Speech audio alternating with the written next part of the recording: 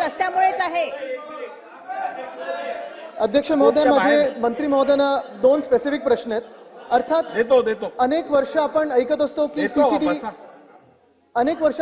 की सीसीटीव्ही लावलेत, online fine वगैरे आहे, पण इथे परिवहन मंत्री देखील आहेत, गृहमंत्री देखील आहेत. मी दोन्ही मंत्री महोदयांना विचारीन की आज जी गरज आहे ती कायद्याच्या धाकाची आहे.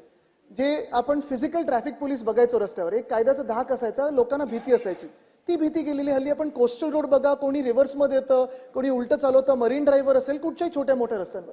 तर ट्रॅफिक पोलीस आपण तैनात करून कायद्याचा धाक वाढवणार आहात का? आणि दुसरी गोष्ट म्हणजे पेनल्टी आपण वाढवणार आहात का? कारण आज 50-100 रुपये देऊन कोणी निघून जातं. ती पेनल्टी, फाईन देखील वाढवणं गरजेचं आहे, जेणेकरून आपल्याला कायदा तोडण्यातच भीती वाटेल. असं मी दोन्ही मंत्री महोदयांना विनंती देखील करेन आणि प्रश्न देखील विचारेन. अध्यक्ष महोदय, सन्माननीय सदस्य आदित्य ठाकरे यांच्या प्रश्नाला उत्तर देण्याला मला खूप समाधान वाटतंय की अतिशय चांगला प्रश्न त्यांनी या ठिकाणी विचारलेला आहे. मुंबईमध्ये हे अपघातांचं प्रमाण फार मोठ्या प्रमाणात आहे आणि ही वस्तुस्थिती सुद्धा नाकारता येणार नाही की ड्रिंक अँड ड्राईव्हचं प्रमाण दिवसेंदिवस वाढत चाललेलं असल्या कारणानं ते अपघात वारंवार घडत चाललेले होते आणि जे ड्रायव्हर्स आहेत त्यांना बिलकुल कुणाची भीती नाही अशा प्रकारे ते बेदरकारपणे वाहनं चालवत होते. आणि शहरी भागामध्ये म्हणजे मुंबई, ठाणे, पुणे ह्या भागामध्ये फार मोठ्या प्रमाणात आहे आणि त्यामुळे ड्रिंक अँड ड्राईव्ह बरोबर आपण आपले पोलीस ड्रिंक अँड ड्राईव्हची तपासणी करतात, परंतु पुढे गेल्यानंतर ते ड्रिंक अँड ड्राईव्ह मध्ये ते सापडत नाहीत.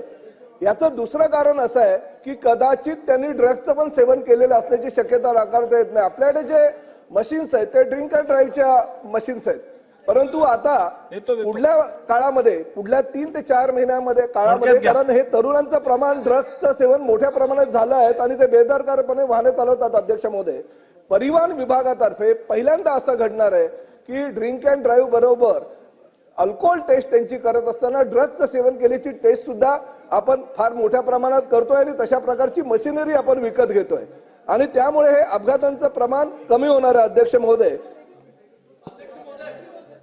फक्त माझा प्रश्न फक्त ड्रिंक अँड ड्रायव्हिंग किंवा ड्रग्सचं नाही, तर रॉंग साईड ड्रायव्हिंग असेल, चुकीच्या लेनमध्ये जाणं असेल किंवा रिव्हर्स कधी येणं असेल, जे कायदे कानून आहेत ते न पाळणं, ह्याच्यावरनं देखील आहे. तर ओव्हरऑल स्कोपमध्ये जो प्रश्न तो आहे. शहरी भागामध्ये फार मोठ्या प्रमाणात आहे, त्यामुळे पोलीस तर पोलिसांची कामगिरी ती आमच्या खात्याची कामगिरी नाही, परंतु पोलिसांची कामगिरी बजावत असताना आम्ही भविष्यामध्ये सुद्धा AI टेक्नॉलॉजीचा वापर करून, अध्यक्ष महोदय, काय होतं की आता कुठल्याही रस्त्यावरनं बेदरकारपणे वाहन चालवत असताना 80चा स्पीड, 100चा स्पीड हे त्यांना नंतर जी गाडी पासिंगला जाते त्यावेळेस त्यांना तो दंड आकारला जातो, परंतु तोपर्यंत ते दंड ते नंतरच्या नंतर बघू अशा पद्धतीने ते वाहन चालवत असतात. अध्यक्ष महोदय, AI टेक्नॉलॉजीच्या माध्यमातून प्रत्येक वाहन चालकाला ती एक आपली जशी शिडी असते त्या पद्धतीने त्यांना सांगितलं जाईल की तुम्ही